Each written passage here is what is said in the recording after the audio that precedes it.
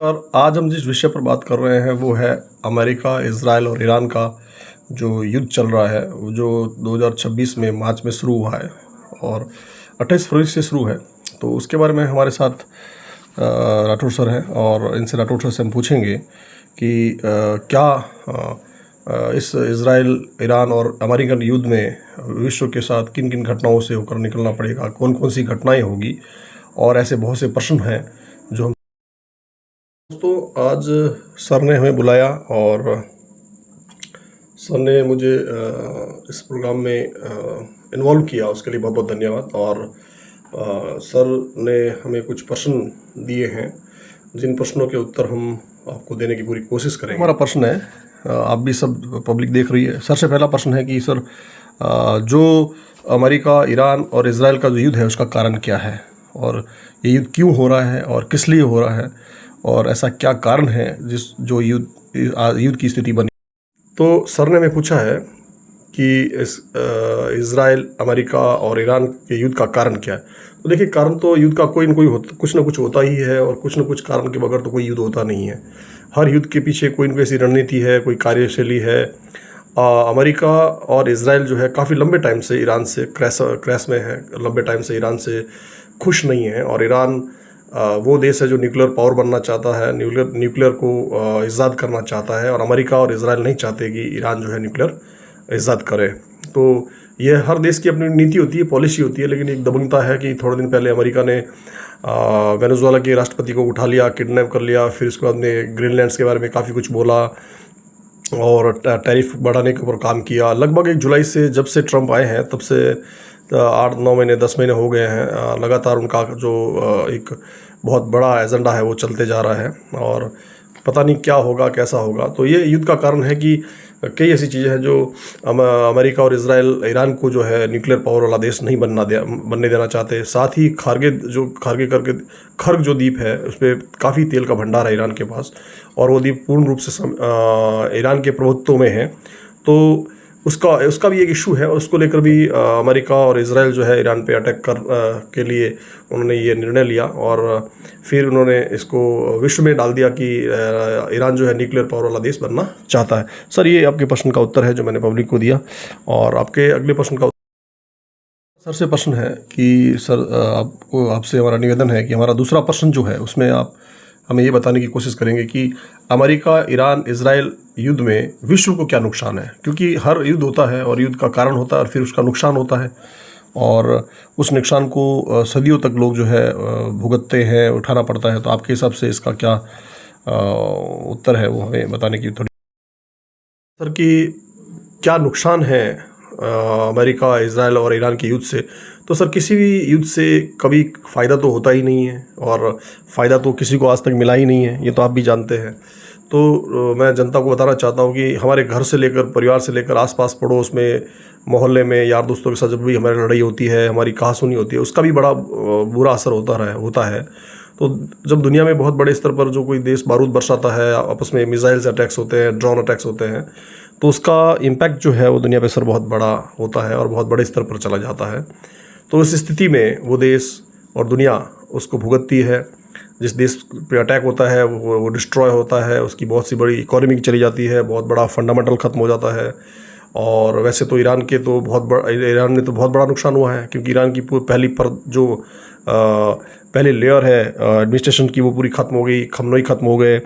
और उसके कमांडर्स ख़त्म हो गए। तो ये देश, मैं तो यही कहूँगा कि बहुत बड़ी बात है कि एक फर्स्ट लेयर जाने के बाद भी ईरान जो है लगातार फाइट कर रहा है, अमेरिका थ्रेट दे रहा है। फिर उसके बाद में इसका जो नुकसान है वो तेल अवीव या मान लो स्ट्रेट ऑफ हार्मोज से जो तेल के शिप्स है वो बंद हो गए, और काफ़ी ज़्यादा उसका नुकसान जो है देश और दुनिया में हो रहा है। और हम तो भारत के नागरिक हैं, हमें भी पता है कि आप तो पता ही है कि अभी हमारे घरों में जो गैस के शॉर्टेज आ रही है, और होटल्स बंद हो रहे हैं, रेस्टोरेंट्स में कॉमर्शियल सिलेंडर्स बंद हो रहे हैं, थोड़े दिन बाद में व्हीकल्स में तेल बंद होगा। अगर लड़ाई लंबी चली तो फिर व्हीकल्स को निकालने के लिए भी सोचना पड़ेगा, हमें पैदल चलना पड़ेगा। तो काफ़ी नुकसान तो होते ही हैं, और युद्ध के बहुत बड़े नुकसान जो हमें झेलने पड़ते हैं, और ये नुकसान हमें देखने को मिल रहा है। कि सर, तीसरा प्रश्न हमारा ये है कि जो मिडिल ईस्ट है, उस मिडिल ईस्ट में ईरान अटैक कर रहा है, और क्यों कर रहा है, इसका क्या कारण है, कुछ लोग जानते हैं, कुछ लोग नहीं जानते हैं, तो इसको भी हम थोड़ा क्लियर करना चाहते हैं कि मिडिल ईस्ट में जो है ईरान लगातार अटैक क्यों कर रहा है, और उसका शायद आपको पता भी है और हमारे व्यूअर्स भी देखना चाहते हैं। था सर आपका कि मिडिल ईस्ट जो है उसके अंदर जो लगातार अटैक हो रहा है उसका क्या कारण है?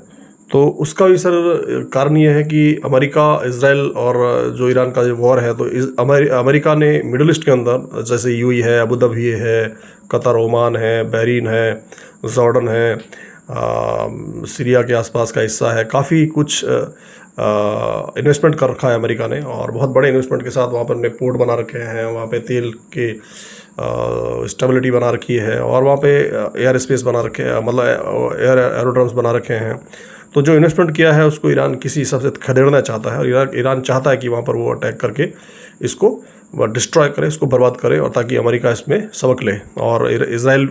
के ऊपर भी अटैक हो रहा है, मिडिल ईस्ट के ऊपर भी अटैक हो रहा है, अमेरिका के ऊपर भी अटैक कर रहा है ईरान लगातार, जिसका असर तो पूरी दुनिया देख रही है। और जो आगे जा कर के ईरान कितना तकलीफ में आएगा, अमेरिका कितना तकलीफ में आएगा, कितना उसकी इकोनॉमी डिस्ट्रॉय होगी, साथ ही वर्ल्ड भी डिस्टर्ब हो रहा है उससे, वर्ल्ड की क्योंकि हम एक दूसरे से कोई चीज़ लेते हैं और देते रहते हैं, उसका भी बहुत बड़ा फ़ायदा और नुकसान। चौथा हमारा प्रश्न है सर कि वो कौन से देश हैं जो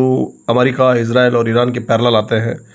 जो अभी भी शांतिप्रिय तरीके से बैठे हैं और देख रहे हैं और किस प्रकार से युद्ध को निहार रहे हैं, और उसके अंदर से क्या वो निकालेंगे, कितना निकालेंगे पता नहीं, लेकिन शांति बनाए हुए वो कौन से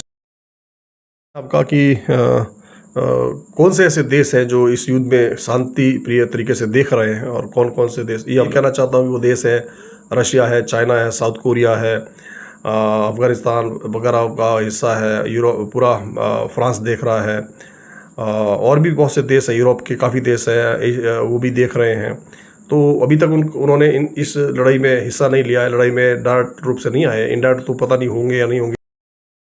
प्रश्न है सर से कि क्या दुनिया के शीर्ष देशों के लोग, जो देश है, दुनिया के शीर्ष जो देश है, क्या मिलकर जो युद्ध हो रहा है उसके ऊपर जो है शांति की वार्ता नहीं कर सकते, या ईरान को रोक नहीं सकते, या इजराइल को नहीं रोक सकते, या अमेरिका को नहीं रोक सकते? क्योंकि एक्चुअली भुगतना सबको है, क्योंकि कोई भी युद्ध होता है तो सबको इससे नुकसान ही होता है, कोई फ़ायदा तो किसी को होता नहीं है। तो इसके बारे में भी थोड़ा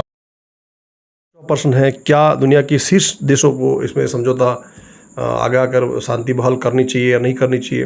बिल्कुल होनी चाहिए, शांति होनी चाहिए, शांति बहाल के लिए कोशिश भी कर रहे हैं। शांति बहाल के लिए